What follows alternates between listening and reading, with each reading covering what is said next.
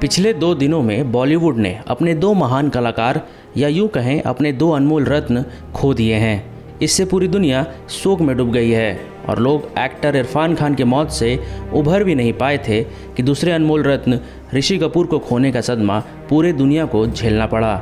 लोग इनके निधन की खबर सुनते ही उनकी आत्मा की शांति के लिए भगवान से दुआएं करने लगे।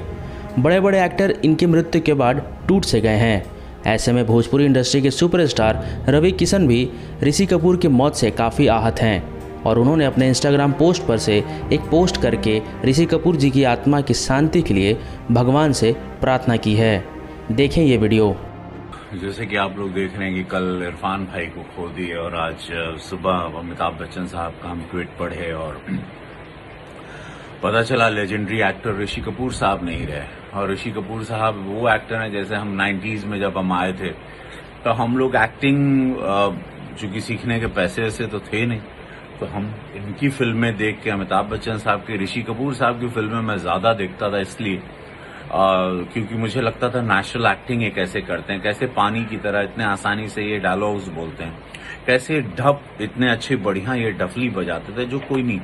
तो कपूर खानदान का नाम था ही राज कपूर साहब का, पृथ्वीराज कपूर ये 3rd जनरेशन रहे और उन्होंने सिनेमा के लिए इस परिवार ने सब कुछ किया।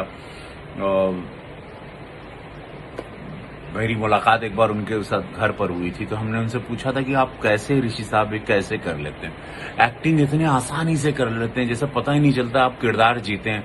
अब वो आपकी फिल्म मेरा नाम जोकर में मैं देखा था जब आप छोटे थे, या बॉबी से जब आप शुरू हुई, फिर खेल खेल में, फिर सरगम रहा, फिर वो प्रेम रोग रहा और अनगिनत फिल्में, और दी डे अभी उनकी देखी थी, अनगिनत फिल्में, अनगिनत कार, जिंदा दिल इंसान। और फिर प्रधानमंत्री जी ने जब आदेश निर्देश दिया था कि कोरोना वॉरियर को हम लोग क्लैप देंगे तो उन्होंने कैसे थाली बजा के एक स्वागत किया था। भोजपुरिया वायरल की रिपोर्ट।